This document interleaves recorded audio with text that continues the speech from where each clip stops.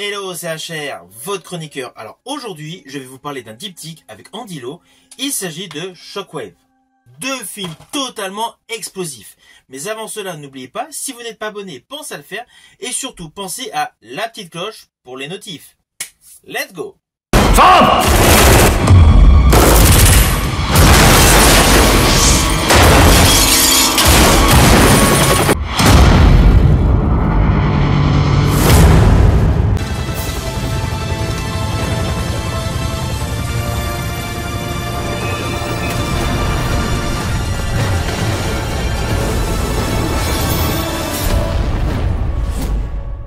Tout d'abord, sachez que ce diptyque Shockwave a une énorme particularité. Outre le fait de porter un titre assez similaire, le thème des deux films est essentiellement le plasticage et l'interprète principal est Andy Lau. Jusque-là, cela paraît assez normal, assez anodin. Mais là où il y a une grosse particularité dans ce diptyque, c'est qu'en fait le personnage interprété par Andy Lau n'a aucun rapport entre le premier film et le deuxième film. C'est pour cela que ces deux films appartiennent à un diptyque, mais ne peuvent pas être considérés comme des films qui se suivent. Car scénaristiquement, ces deux films ne se suivent absolument pas. Et c'est essentiellement dû au fait que le personnage interprété par Andy Lau dans le premier film n'a aucun rapport avec le personnage interprété par Andy Lau dans le deuxième film. Alors bien évidemment, nous allons commencer par le premier film, Shockwave.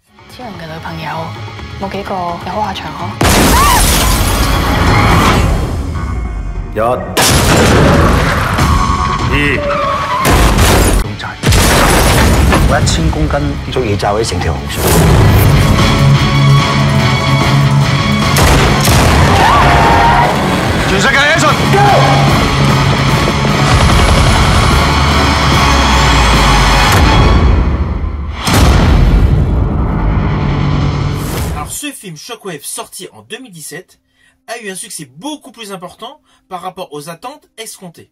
Et cela principalement pour plusieurs raisons.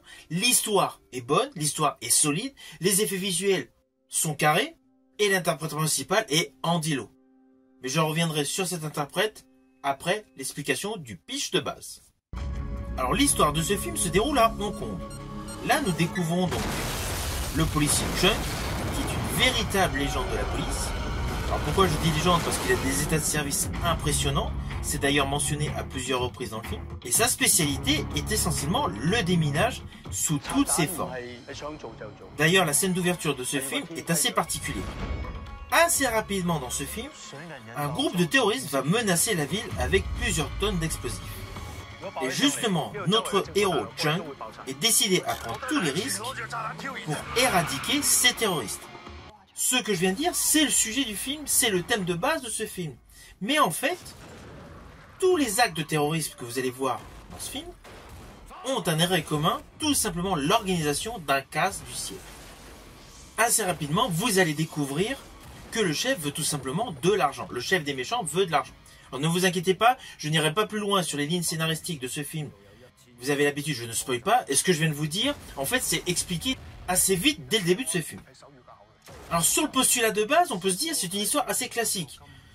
Un groupe d'hommes, un groupe d'individus, donc, place des bombes un peu partout et accepte grosso modo de les désamorcer en contrepartie d'une coquette somme d'argent.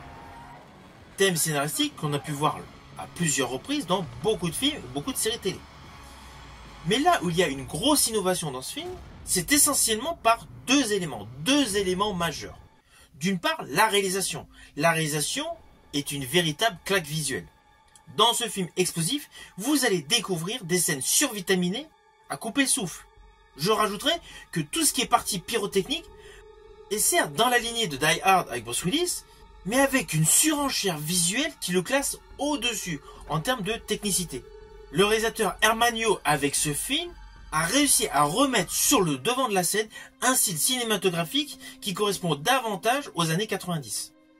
Alors c'est clair, tout type de caméra a été utilisé pour ce film. Il y a eu l'utilisation de drones, de steadicam, et essentiellement donc de caméras haute définition. Alors oui, pour certains plans séquences, il y a eu l'utilisation de CGI, de VFX, pour agrémenter les effets visuels et surtout la profondeur des effets visuels. Tout l'aspect numérique qui a été rajouté en termes d'effets assure une plus-value à une réalisation hyper nerveuse. Ceci dit, dans le fond, cette réalisation survitaminée est assez logique, Car n'oublions pas, le réalisateur Herman Lo est le réalisateur de quelques opus de la saga Ip Man. Alors oui, lorsque je parle de quelques opus de la saga Ip Man, je ne parle pas des opus avec Donnie Yen. Je parle naturellement du diptyque avec Donito. Ou d'ailleurs, prochainement, je vous présenterai une vidéo. Ainsi, Herman Lo a l'habitude donc des scènes de combat avec une rotation perpétuelle autour de deux combattants. Cette fluidité de caméra à l'épaule qui l'usite dans ses films de combat, là, il a mis en application pour un film d'action, mais plus sur le côté donc explosif. Et ce jeu de caméra virevoltant entre différents protagonistes, entre les otages, entre les policiers, est un spectacle visuel totalement réussi. Alors, outre le fait d'un film totalement explosif, d'un polar survitaminé, il y a une romance, il y a une histoire romantique. Alors, l'histoire romantique est certes légère, mais sur les fondements du personnage interprété par Andy Lo, cette romance est primordiale. Car son personnage, comme des millions d'hommes sur Terre, n'arrive pas à tout simplement dire à sa bien-aimée qu'il l'aime. Alors oui, dans mon explication, cela peut faire sourire. Mais en fait, voilà, le personnage d'Andy Lo donc, est hésitant pour pouvoir dévoiler ses sentiments, alors que c'est un homme de terrain qui est prêt à tout pour sauver des victimes. Je pense notamment dans le film à une scène où il s'enlève toutes les protections pour pouvoir déminer un explosif auprès d'une otage. Ainsi, l'histoire de ce film est très bien travaillée car elle met en avant donc le côté professionnel, le côté casse-cou et le côté donc sentimental où le flic dans le fond a du mal à dévoiler ses sentiments à sa bien-aimée. Cela fait un vrai contraste entre les deux facettes de ce personnage, ce qui pour le coup le rend davantage attachant. Alors on va pas se mentir, l'atout principal en termes d'acteur, en termes de prestations, c'est le jeu d'Andy Lo. Andy Lo est criant de vérité dans toutes ses compositions, qu'elles soient côté donc action ou qu'elles soient côté romantique. C'est un excellent acteur, et un acteur qui a déjà derrière lui une très belle carrière. Alors moi personnellement, je l'ai découvert avec un super film que je vous conseille de voir. Il s'agit de Infernal Affair.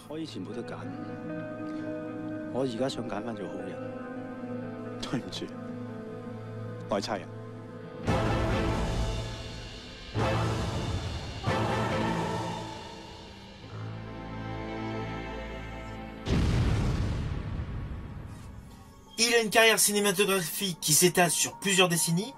Il a joué dans divers styles, divers registres cinématographiques. Et d'ailleurs récemment, j'ai effectué une petite vidéo sur l'un de ses films que j'apprécie particulièrement. Il s'agit de Battle of Wits. C'est un film qui appartient au registre Wuxia.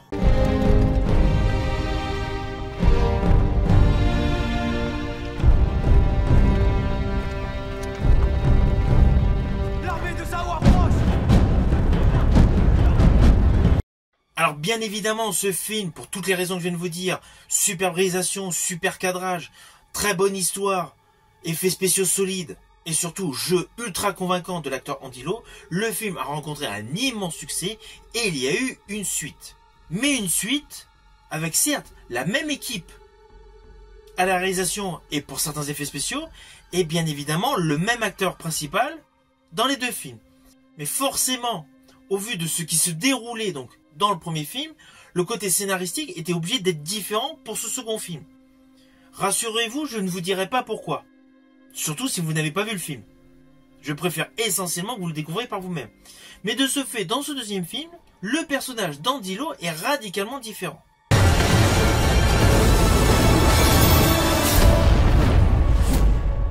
Alors, en ce qui me concerne, j'affectionne particulièrement la scène d'ouverture de ce film. Avec l'explosion dans la maison, et surtout penser à l'histoire du micro-ondes, c'est totalement innovant. Mais avant de rentrer dans le détail de la totalité de ce film, surtout en ce qui concerne les plans séquences et la qualité de photographie, voici le pitch de base. Alors dans ce film, bien évidemment, même s'il se nomme Shockwave, on fait totalement abstraction de ce qui s'est déroulé auparavant.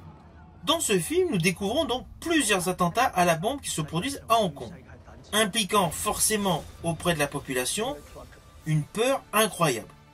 Au fur et à mesure de plusieurs péripéties, l'ancien agent de déminage, donc Po Sing-fung, interprété par Andy Lo, devient le principal suspect en raison de ses liens avec une organisation criminelle. Vous avez compris, le personnage d'Andy Lo, dès le début de ce film, on comprend assez rapidement qu'il n'est pas du tout du bon côté de la barrière. Dans le premier film, Andy Lo interprétait un gentil. Dans ce second film, Andy Lau interprète un méchant. Elle est là la grosse particularité de ces deux films. Alors, en ce qui me concerne, j'ai apprécié ce film. Néanmoins, il faut quand même reconnaître qu'il y a un petit défaut dans la qualité de certains CGI, notamment avec l'explosion d'un train. Explosion que vous allez voir qui va retourner en arrière, revenir, enfin bon, bref. Cette explosion, si vous avez un écran haute définition, vous allez vous apercevoir, voilà, que le côté modélisme de CGI est un petit peu moyen. Mais pour moi, c'est le seul défaut de ce film. Hermagno, qui avait réalisé le premier opus, a également réalisé celui-ci. Donc forcément, toute sa virtuosité de cinéaste s'y retrouve. Le film est très bien tourné. Et outre le fait de scènes spectaculaires d'explosions dignes de Blumhouse, ce film comporte une véritable trame scénaristique. Car le rôle du personnage interprété par Andy Lau est totalement ambigu.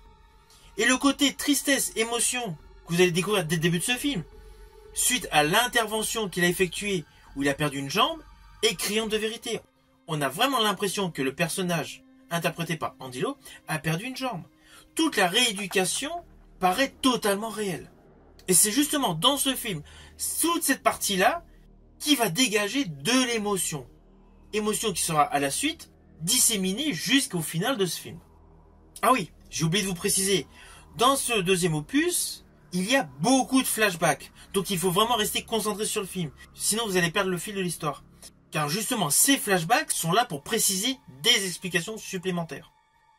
Cette notion de flashback n'existait pas dans le premier film. Et justement, il y a ces flashbacks car l'histoire est captivante. L'histoire est bourrée de twists, elle est bourrée de rebondissements. Cela confère d'ailleurs à l'ensemble de ce film une plus-value scénaristique, de ce fait, une plus-value à ce film qui est au final de la pure dynamite, car toutes les explosions dans ce film rajoutent un côté très punchy qui va littéralement vous scotcher dans votre fauteuil. Alors attention à ce que je vais dire, cela s'apparente à un spoil, mais c'est plus par rapport à un détail visuel que j'ai apprécié. Alors contrairement à l'accoutumée, ce n'est pas un détail visuel par rapport à la colorimétrie que j'affectionne. Colorimétrie qui dans ce film est très bonne. Mais là c'est plus par rapport à un détail visuel qui met en exergue justement les sentiments refoulés qu'un individu peut subir après un traumatisme. Il y a un moment dans ce film, donc une scène, où le personnage d'Andy Lau sort une pancarte, enfin plus précisément un ruban avec une inscription peinte. Sur le plan de technicité, de cadrage, il n'y a rien d'exceptionnel. Mais c'est plus par rapport au message que cette séquence met en avant.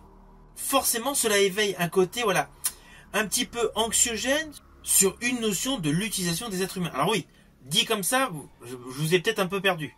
Mais en fait, le personnage d'Andy Lau, par sa mini banderole, exprime une opinion. Et l'opinion donc colle pleinement avec le côté scénaristique de ce film. Et surtout donne les motivations de tout ce que vous allez découvrir. C'est pour ça que cette séquence est assez rapide dans ce film. Elle est vers le début. Mais c'est une scène que j'ai particulièrement aimée, car elle est radicalement antagoniste à tout l'aspect action polar urbain, explosion.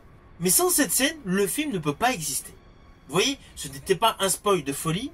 Cependant, vous le comprendrez mieux mon spoil une fois que vous aurez vu le film.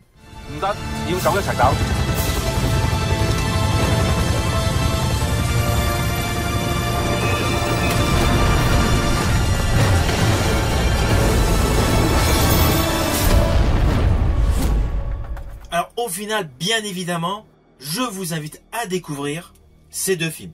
Les deux films sont bons et surtout démontrent une nouvelle fois la qualité d'acteur d'Andy Lau. Car dans ces deux films, il interprète deux personnages totalement antagonistes. D'un côté, c'est un gentil, d'un côté, c'est un méchant. Ceci dit, le gentil a certaines parts d'ombre, le méchant a certaines parts d'ombre. Je vous laisserai découvrir donc toutes les facettes de ces personnages en regardant ces deux films. Films qui sont totalement explosifs et films qui ont une histoire extrêmement solide. L'histoire tient la route du début jusqu'à la fin, quel que soit l'opus. Ce sont deux films de très bonne qualité. Alors ces films, vous pouvez les trouver actuellement sur YouTube, sur Prime Video, ou tout simplement comme moi, par le biais de supports physiques, DVD ou Blu-ray. Si ma vidéo vous a plu, n'oubliez pas, petit pouce vers le haut, pensez au partage. Quant à moi, je vous dis à bientôt pour une prochaine vidéo.